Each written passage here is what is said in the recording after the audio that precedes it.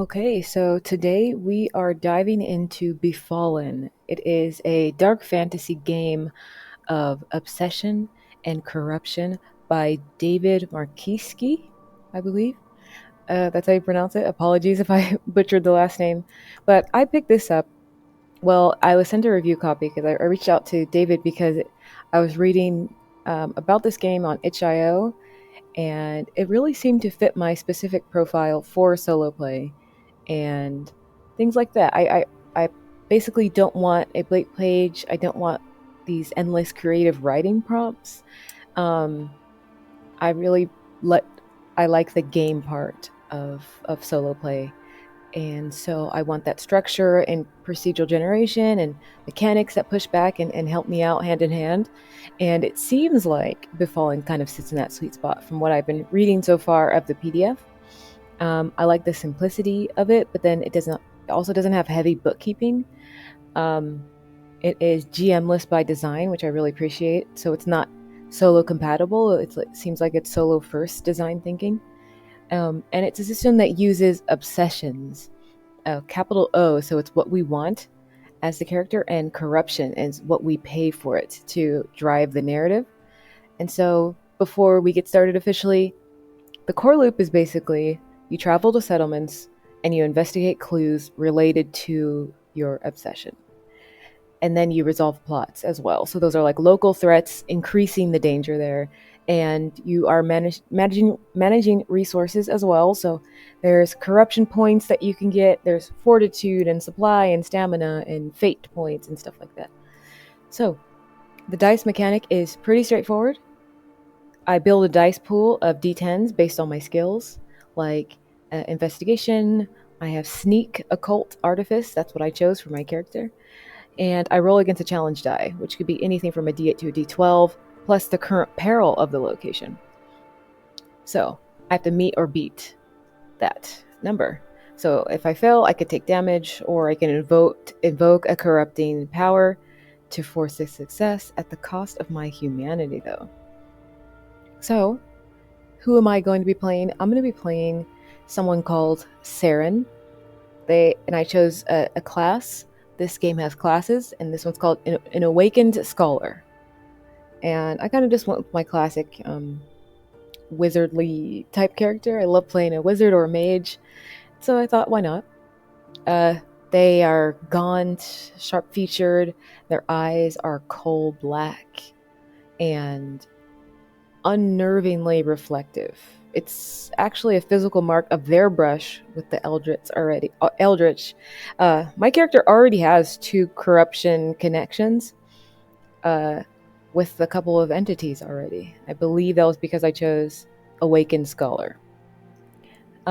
So yeah, and I have my skills: investigation, artifice, sneak, and occult. Serrin's obsession is hunting for Milena Everfall's apparatus. It is the scatter device used to make contact with extra-dimensional entity known as the Eternal Song. And that entity is what I have brushed with in the past.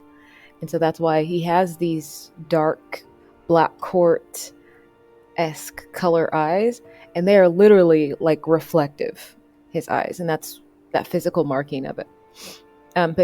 But Serrin wants to rebuild it and make contact themselves with these extra dimensional entities. So this is his obsession. So we're trying to go to different settlements and get clues, and hopefully it all works out. His haunt, because everybody has a haunt or a scar that follows you throughout play. So he's already scarred. Their heartbeat, it beats to the melody of the Eternal Song, so they're very in tune with that entity already. So they're kind of walking this edge between scientific breakthrough and total corruption. So that's what we have to watch out for with Serrin. And yeah, so I was building out my character already a little bit. Fortitude starts at 7, stamina is at 5. I have 0 fate points, and I have 2 resources. Now, I was just reading through the PDF yesterday, so I'm still pretty new. So this is kind of me learning along the way. So what fortitude, stamina, fate, resources, what I can do with those, what those all mean, I am also learning along as I play.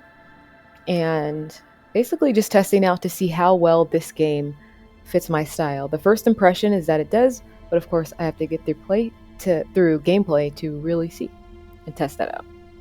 So I have Serrin here. I have all my equipment and things like that. He has a black quartz ring, a gold time turner device, and a quarterstaff. And yeah, so I already have one mark of corruption for 2 entities. And then there's hedge magic that I can cast, locate object, and fate's fortune charm, which I really like those. If I go to... So if we look here in the... this is like the hedge magic section of the PDF. I chose fate's fortune charm. So I can craft a charm that draws on the powers of the Crone of Fate. So when I make a roll, you can call on the magic of the charm to bend fate and turn 1d10 into a crit. Once you use this effect, the magic in the charm is expended. You can only have one of these charms at a time, but the cost is 2 resources and 1 stamina. So I only start off with 2 resources, and so resources are pretty important. Like, you got to use one every day. When you're going to sleep, when you need a place to stay, you have to spend 1 resource. But I also got locate object because his whole obsession is trying to find pieces of that apparatus and reunite them so that he can make contact to an eternal.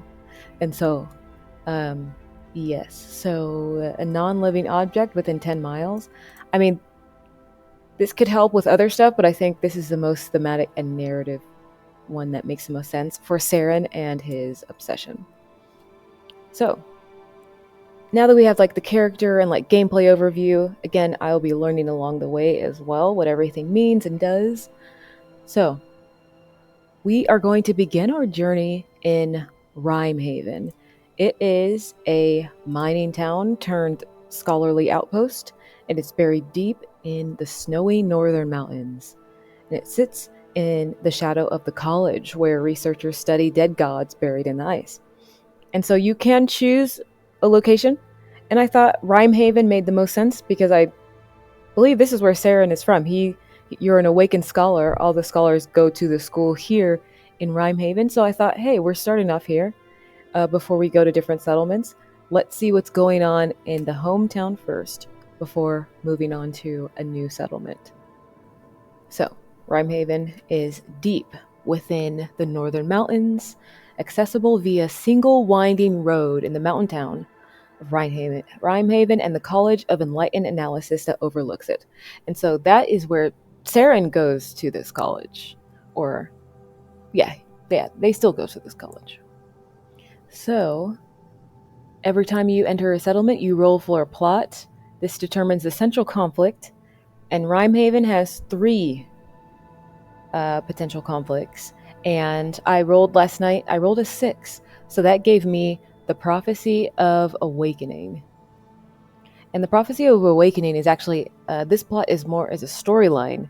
So I have to follow each storyline event and resolve them in the order presented. When you complete the last event, gain 2 skill points. So I'm going in order. It says, Michiros Sunfall has been ranting for days about the awakening of the Watcher. Interview Michiros and 2 other researchers who have communed with the Watcher beneath the waves in the temple, or sneak into the temple and commune with the Watcher yourself. Now, I'm not going to do any sneak, even though I do have that as a skill. It just doesn't make any sense. I think people know Serrin here, so we are just going to go the obvious route. We're going to do a direct interview. We're going to meet up with Michiros and talk to him and use my investigation skill to help out.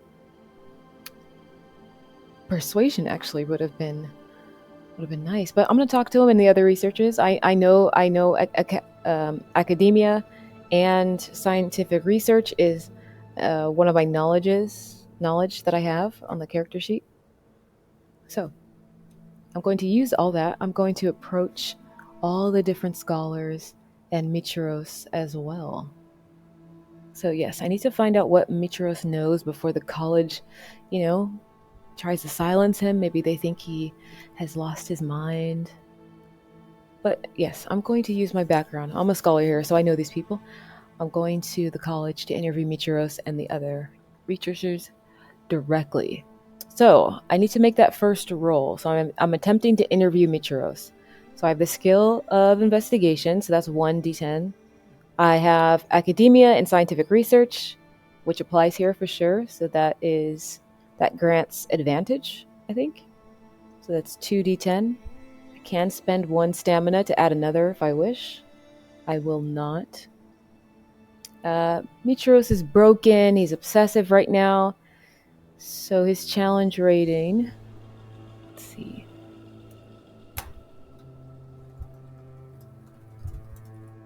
So Michiros has a challenge die of d6, and he has the traits broken and obsessive. I am going to build a pool of 3d10. I'm using, well, you always get the base 1d10 for just trying. I have the occult skill, and then I also have the ability called Awakens Scholar. So whenever I make a roll with Artifice or Occult, I can choose to add an additional d10 for my investigation skill to the dice pool. But if I fail the roll, I gain 1 corruption with whichever power has the lowest corruption score. Additionally, when you roll a crit, which is a 10, you can choose to remove 1 corruption instead of gaining 1 fate.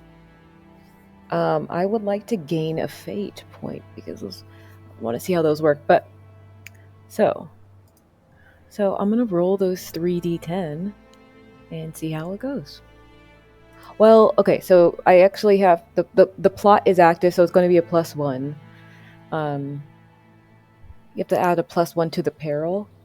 So you have to choose your challenge die and add peril points after that. So the challenge roll determines the number you need to beat when rolling your skill dice, and then you roll your challenge die and add the current peril score to the result. So because this plot is active, it's going to be a +1 peril, and there's other stuff, but I don't think it's coming into play right now.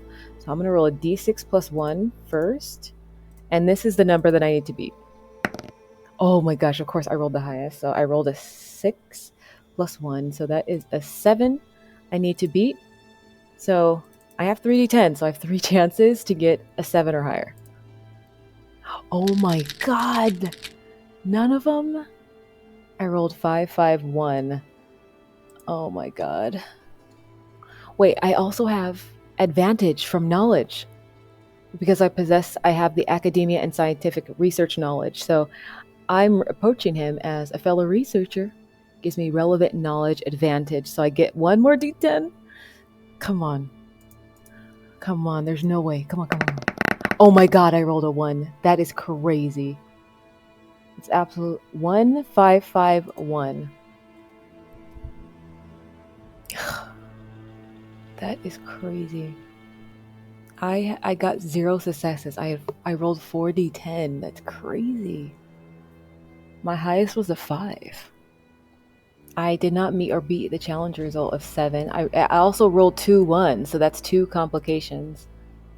Since I failed the roll, I have few ways to resolve this. I can't really turn it into a success, so I don't have any fate points.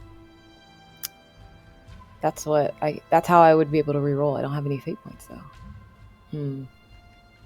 I am marked by the Watcher Beneath the Waves and the Eternal Song. I can call on a corrupting power that has marked me to intervene. I can turn the failure into a success. But that would bring me closer to level 9 corruption. Do I want to increase corruption on the first roll? I can spend stamina to add an additional d10, but I mean it has to be done before rolling. The best thing I could do is invoke the corrupting powers, or just accept the failure.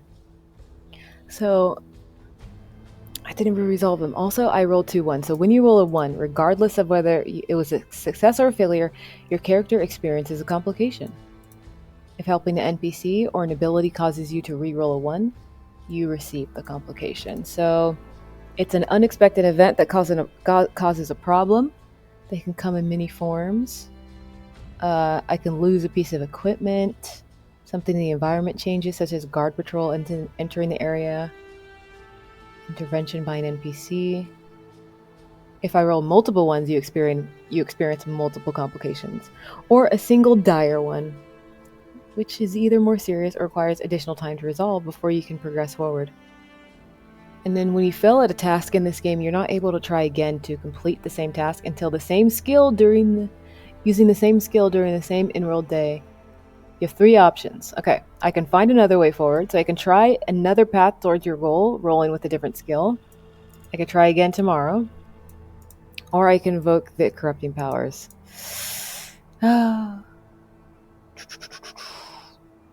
Okay, I know what I'm going to do. I'm going to invoke the corrupting power because I rolled 4d10 and did not get 1 success. It's crazy. I'm going to be calling on the Eternal Song power to help me out, and then so this will turn into a success. But there's still a complication because I still did roll some 1s, so I'm going to say that there are guards that are now knocking on the door to the office of Michiros. The door is locked currently, but they want him to come out now. And Michiros looks scared and panicked. So, I'm interviewing this broken scholar, Michiros. He's ranting, his voice is fragmented by his past trauma, and at first I failed to get a coherent sentence from him, but then my own investigation methods falling short a little bit towards his fractured mind. However, as frustration starts to mount, I call upon the ethereal energy of the Eternal Song, and this crystalline melody in my heart swells, and the quartz crystal of the eyes sharpen my perception, and suddenly his ranting voice begins to harmonize in my mind, but not as words. It's like this perfect, crystalline logic. And I realize his ravings contain, coded truths, actually. And I'm able to successfully piece that together. So, I get a clue that the watcher beneath the waves will rise when the 3 silent scholars give their voice to the deep. So there's a complication, as I said. Guards at the door. So I must immediately deal with the guards. Okay, so the guards... There are 3 college guards that shoulder their way into this cramped room. They're not very polite. They have some padded armor and they're furious.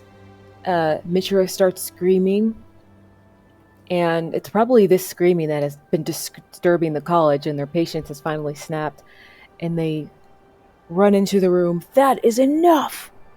Grab him! The deacon wants this lunatic in the cells now. They'll shout. They'll try to lunge for Michiros, who shrieks, scramble. I'm gonna say he scrambles behind me for protection. So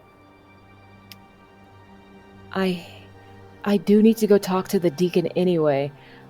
I'm not a fighter. I do have a quarterstaff, but I'm not a fighter. So I don't have any skills in strike. I have investigation, sneak, occult, artifice. I have my academia knowledge, scientific research. So I'm going to try to confront them, but use persuasion, maybe? So I'm going to try to talk them down. So I'm going to use my status as the Awakened Scholar and have them stand down. So this is we're going to say it's a basic peril, D10 plus 1 for them. So, the lowest is an 11, I believe. So I'm going to roll a D10 plus 1. 8. Sorry, no, the lowest for a D10 plus 1 would have been 2. Sorry. I don't know where I was getting that math. Okay, challenge die is a 9. I have to beat a 9. So what can I use?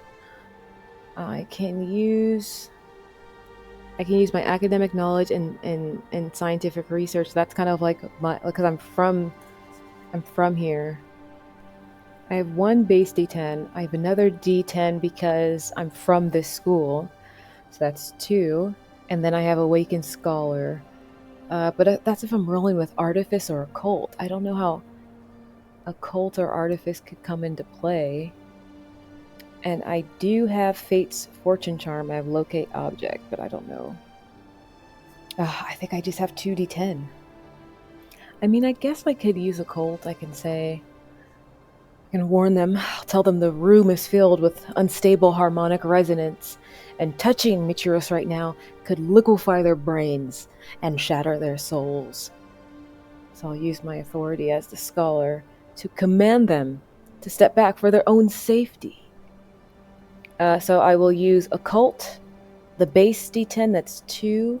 I'll use my knowledge, academia, and then Awakened Scholar will give me 4. Okay, so I have 4d10.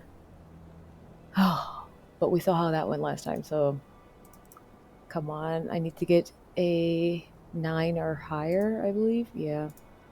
Come on. Wow. So 3, 4, 5, and 5. And there's no like degrees of success. It just lets you know like if you make a skill roll, regardless of the results. If you roll a 1 and a 10, those are crits and complications. So I didn't get a crit or complication. I guess I just didn't succeed. Oh, okay. So I do not need to add peril to the challenge for combat and confrontation. So I was confronting, so I guess it was an 8 that I needed to beat, but I didn't even beat an 8.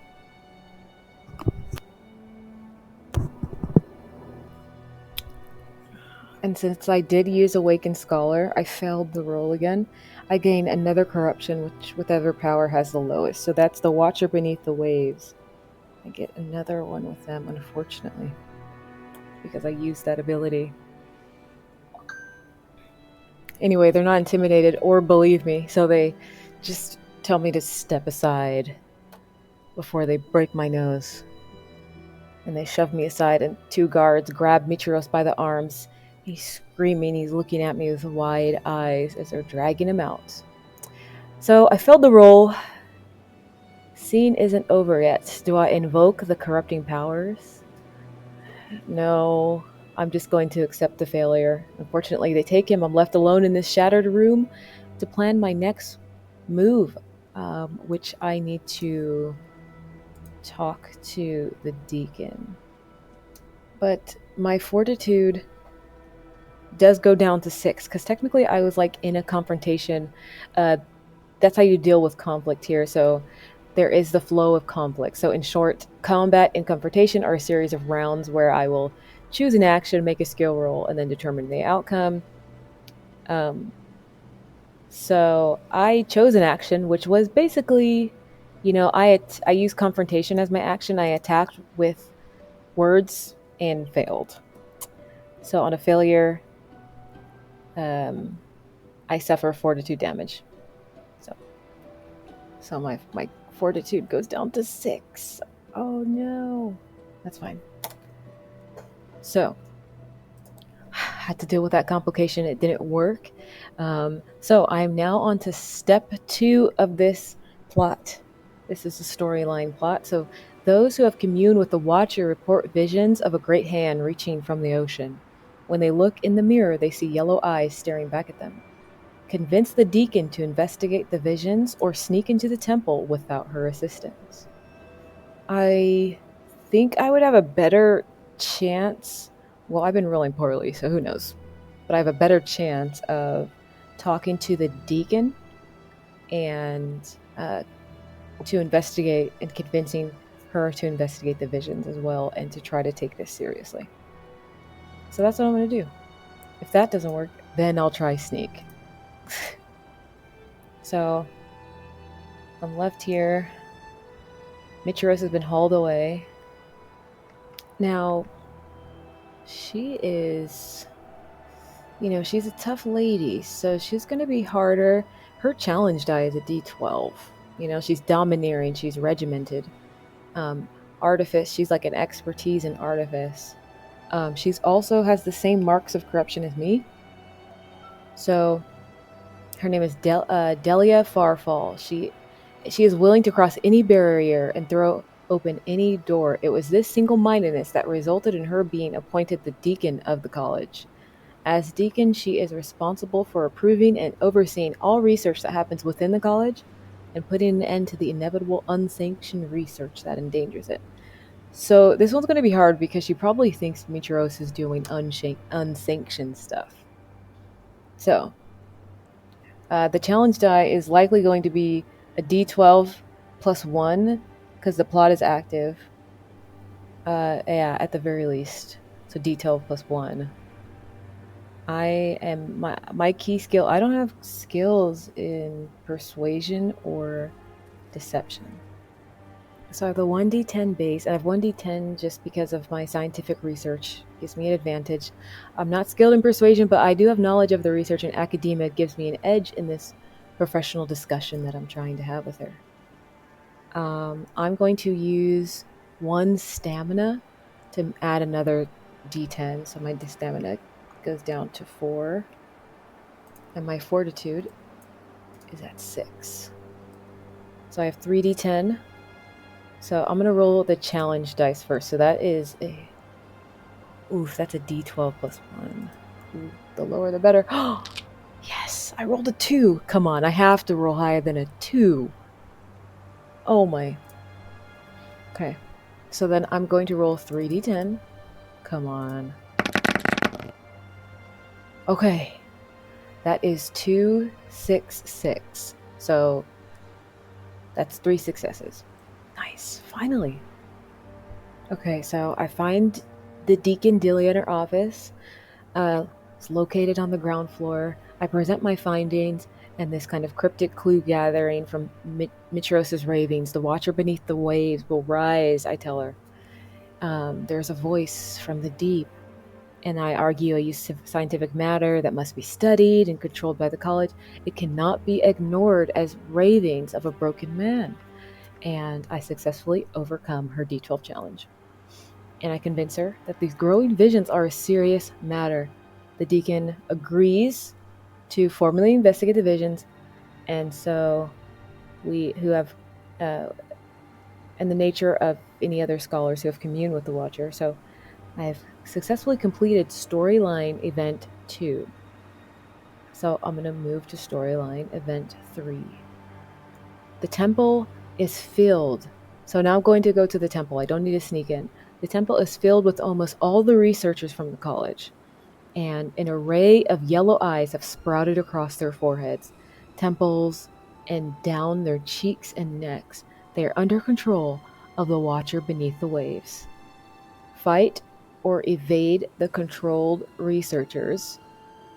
Challenge is D12. And smash or deface the carvings on the stone altar to disrupt the Watcher's hold over them. Okay. Now the temple is filled with all the researchers. It doesn't say how many. Now, I can't fight all of them. I'm not a fighter. I can try to deface the carvings, though. I think that's the best I can do. Now, this is a large group of corrupted researchers. So it's a severe threat. As I move on to storyline number 3. I'm gonna target the objective. I'm gonna smash or deface the carvings. Let's do that. Okay, since I did convince the deacon and she's like powerful, I'm gonna say that she came with me. So she's convinced that. So I have help from an NPC. So I think we burst into the temple, and yeah, we see this nightmare, see all the researchers standing, staring blankly at the stone altar in the center. They all turn in unison to look at us. Their movements are jerky but synchronized. I am definitely outnumbered. Does the deacon have any weapons? I don't know if she has any weapons. I mean, she could.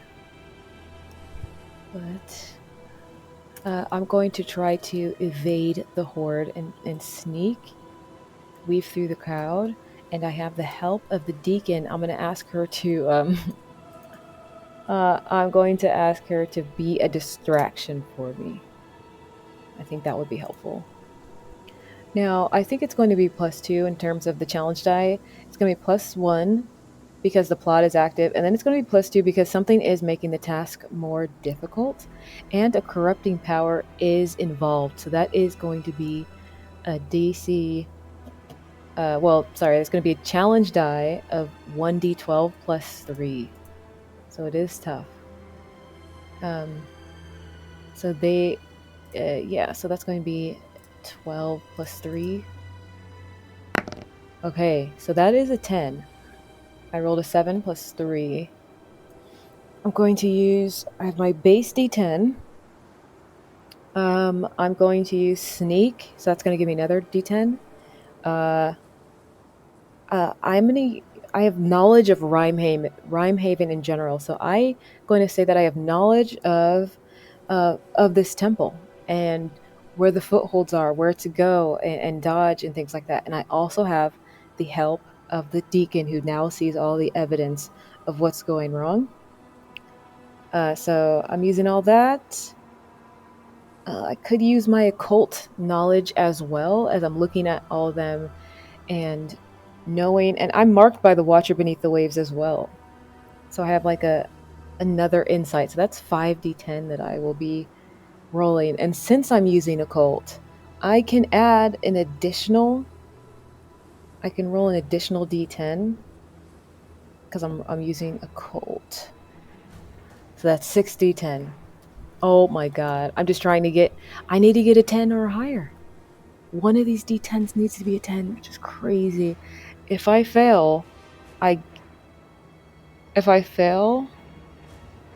gain another corruption point. I think I might use another corruption. If this doesn't work, I think I'm going to call in the corruption to make it a success because this one is tough. I have 60-10. Okay, here we go. Yes!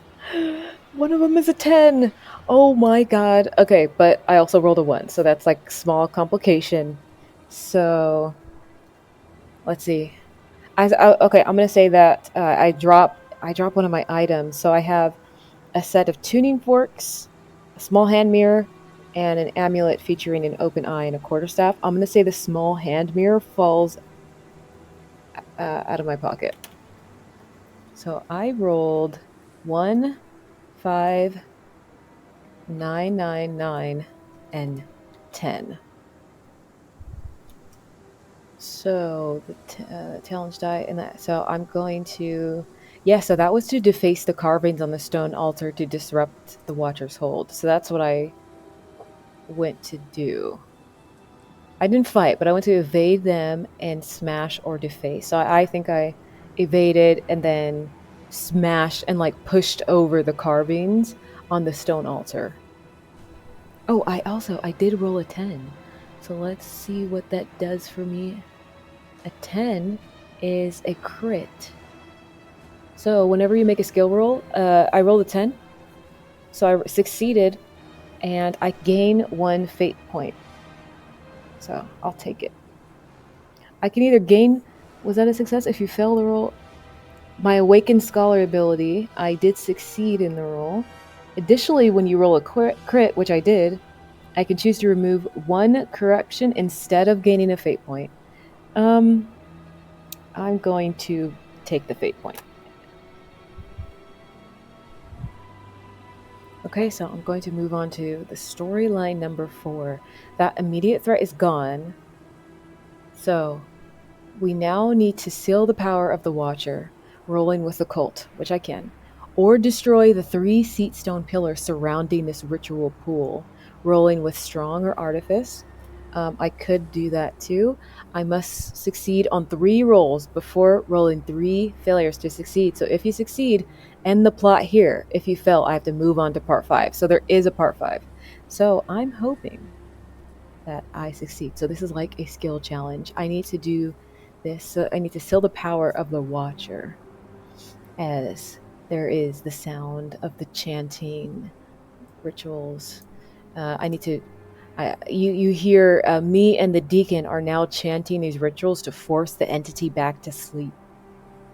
So the deacon has expertise. Well, she is skilled in occult as well, so she can help me out here. But she has expertise in artifice. But we both are skilled in occult, so coming together is going to be really helpful. So yeah, we're going to use our knowledge to reseal the gate. It's a D12. Okay, so that will be a D12 plus 1 because the plot is active, a D12 plus 2 because the corrupting power is involved. And I think that's it. But we do we have the help of, let's see. So, help from NPCs. You may enlist the assistance of an NPC to help you complete a task if they have the required skill, which she does. So, I can choose one of the following. The NPC rolls, so they roll 2d10 and compare the results to the challenge die, or they help and so I'll roll my skill roll as normal, and then I can re-roll my lowest d10.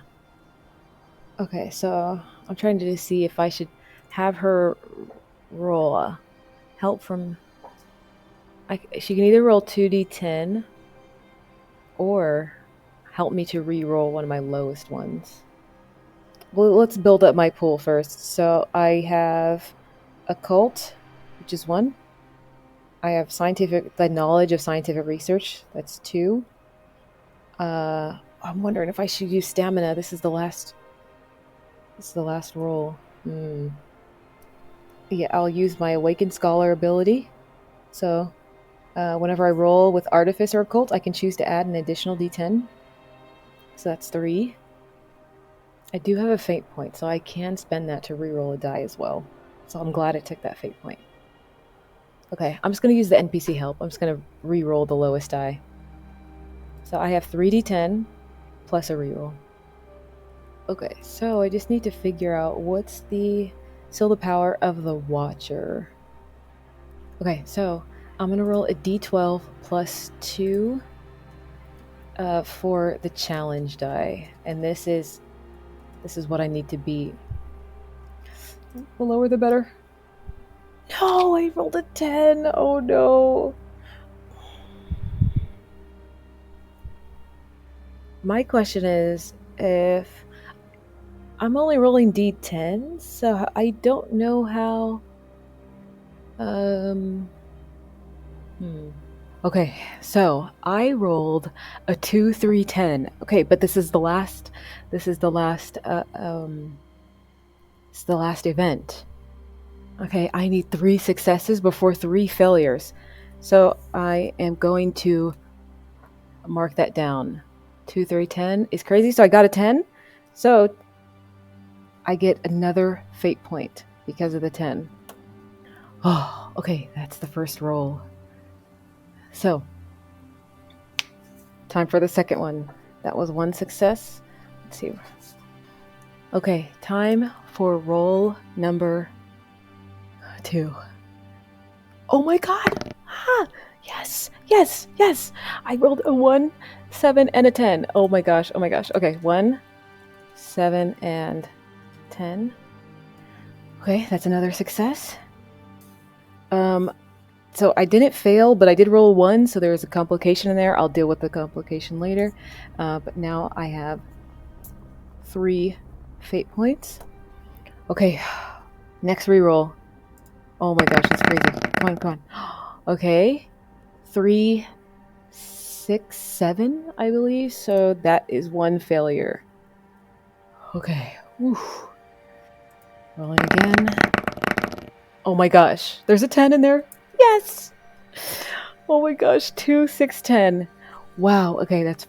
I, instead of using that fate point, because I've been using my Awakened Scholar ability, I am going to erase one of my corruption points. And so I'm going to erase the one that I got for the Eternal Song corruption that's connected to me.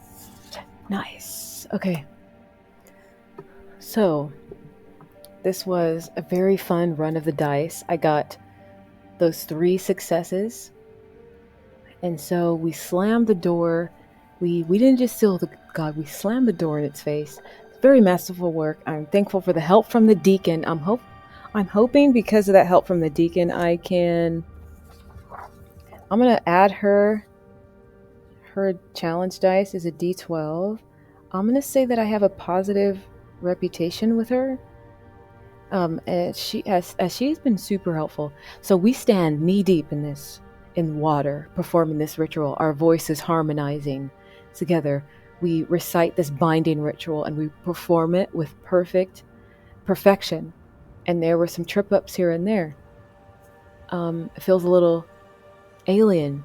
The internal song is inside both of us, and we're forcing order upon the watcher. So the water begins churning and rising, and then it suddenly freezes in place. And then the pulsing light from the gouged altar, it dies completely. The yellow eyes on the foreheads of the researchers like roll back into their heads, vanish, leaving their like human skin fully now. And then there is a deep resonant thud that echoes through the cavern, the sound of a massive door slamming shut beneath the earth, and the pressure in the room starts to evaporate, and the watcher sleeps. And the researchers, they collapse into the water, unconscious but alive. And I can feel the deacon, Farfall, she slumps against the altar, breathing hard, and I'm breathing hard as well. Her hand grips mine for support, and she says, "It's done. You saved us all." And so we resolved that main conflict in Rhyme Haven. So the general peril in Rhyme Haven drops to 0 now. There is no plot active. So because we resolved the plot, we get the following rewards as it shows in the PDF. So the PDF shows these rewards. When you resolve the plot, you gain a reward from the local community. So you roll 1d6 and gain that many resources. So let's roll 1d6. Higher the better. 3. I'll take it. So I gained 3 more resources. Okay. Resources are now at 5. Nice. And then I gain 2 skill points. This is one thing I noticed on the character sheet and any other worksheet. It doesn't really show where to track skill points. I will just add it in my own section at the top. So I have 2 now. And then the notoriety you gain with the locals causes them to come forward with rumors concerning your obsession. So I learn 1 new clue about my obsession. Again, my obsession is I want to retrieve all the pieces of Milena Everfall's apparatus and reunite them to make contact with an Eternal.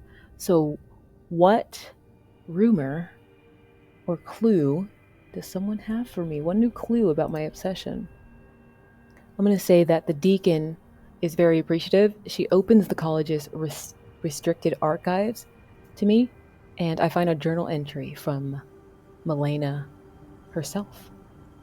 We'll say the primary lens of the apparatus was not destroyed. It was sold to a collector in Ember. So it's a different city. It was to be used as a centerpiece for their hearth. So let's see. There is Ember. It's a different city. Or a different settlement. Yes, and Ember, the wandering city. That's where I saw the name. I was trying to remember where I read it. But Ember, a semi-nomadic city of tents and covered wagons. Its 300 inhabitants migrate across the continent throughout the year, following the availability of prime grazing lands for the herds of llamas and goats that support the city. And so this is like a nomadic group, so it doesn't feel like a natural progression of where I need to go next for a piece of the apparatus that I'm looking for. So for right now, I will put that in my clues sheet. So I receive that reward from the local community. Also got 2 skill points. So they are a measure of the increasing experience, skill, and fortitude. You will gain them as you play. So when you end your day, you can choose to save any skill points you have acquired for the future or spend them. So I can gain 1 fortitude up to a max of 12. I can learn a new ability from my class, which costs 2 skill points. I can gain an expertise in a skill you already have. So I could gain expertise in occult, or artifice, or sneak, or investigation. I can learn a new magical formula. I'm not sure yet, so I'm going to hold on to them. And I'm not going to travel to a new settlement just yet, because when you leave one settlement and travel to another, you have to spend 2 resources for supplies and expenses during travel, which I like the abstractness of it all. It's like resources it's your food, it's, it's your money, it's all that, it's supplies, and I like that. So it doesn't get too detailed with it, and I appreciate that. And I'm going to say my reputation with the deacon here has increased. So as we can see, it's positive. So I can add 1d10 to my rolls when interacting with the NPC. And it's also the end of the day, so I do need to pay 1 resource for living expenses and make a corruption roll, because I did interact with and invoke my corruption powers today. So let's see where it discusses that a little bit more in the PDF. So you start the game with 2, and you gain additional when completing plots and quests. At the end of each day, you spend 1 resource for basic living expenses. So my resource goes down to 4. I can spend an additional to regain 2 fortitude in addition to 2 fortitude you recover at the end of the day. Okay, so I do. Okay, so I recover fortitude at the end of the day. So my fortitude goes back up to 7. Okay. Okay.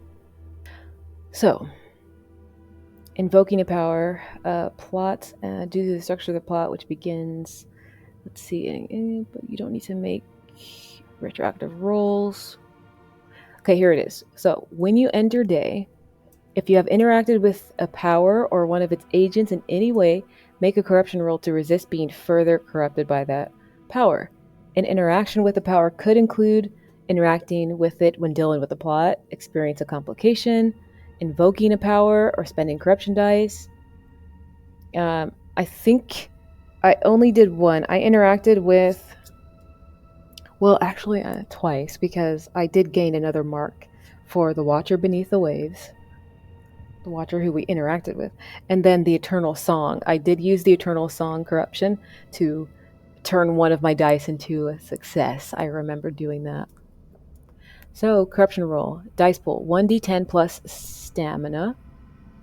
So you gain no additional dice from skills. So 1d10 plus stamina, and my stamina is 4. And then the challenge dice is a d6 plus your current corruption with that power. So we'll take it 1 corruption roll at a time. So let's see. 1d10 plus stamina. Okay, so my stamina is 4. Stamina is 4. Interesting. Okay, 1d10 plus 4. Nice. Okay, I got a 12.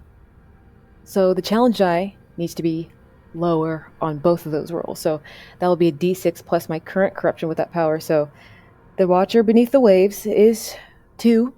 So d6 plus 2. Oh. That, I think, I don't know if I need to roll, because, oh, yeah, it's 7. The highest I can get is a 7, or 8, actually, or for that one. So yeah, that was kind of like an automatic success. I just rolled to see what it was. So here's a second roll for the Eternal Song, which is a d6 plus 1. That's all I have. I only have 1 mark with the Eternal Song corruption, and that is a 3. So pass. So let's see. On a success, nothing changes. Cool. I will take it. Oh wait, the dice pool. I rolled 1d10 plus stamina, which is 4. So maybe I should have rolled 5d10 instead of. Okay, so let's say that it was actually, now that I'm thinking about it, it probably was 5d10. So I rolled the 5d10. I got 1, 4, 6, 7, and 10. So 10 is a complete success no matter what. And so that was for the first one, which I got a 7. So I'll roll again just to see if I got higher. And that second roll is 2, 3, 5, 6, 8. And so, yes. So success again. So that is where we're going to end this session. I had a lot of fun. I'm looking forward to continuing to play. The mechanics are fun. They are just in depth enough for me to really grasp onto. They're not overly simple, but they're not overly complicated, if that makes sense. They have just enough crunch to them to give some life to it and heft, and I really appreciate that. And I like the mechanics with the corruption and the corrupting powers and all the options you get from your abilities, and the freedom that you get as you are a solo player and it's GMless. So you are the GM making the decisions on what's fair and what's fun to play with. So when we come back for session 2, we are going to do a quest because I want to test those out. There are 6 quests to either roll or choose from, and I'll probably choose one just to see whatever makes the most sense narratively for Serrin and their adventure so far. And then I'm going to take some more time to think about what I should do with those skill points, or just hold off for right now, do a couple quests, and then, save up and then choose from there. But so far, having a good time with Befallen, and we are currently in Rhymehaven. We're going to stay here for maybe 1 or 2 more sessions. Let's see how it goes. But I'm happy about like the clues that we got, and interested to see where the obsession mechanics come in and how that pushes you to continue along with the story. So we are going to end it there, and I will see you guys in session 2.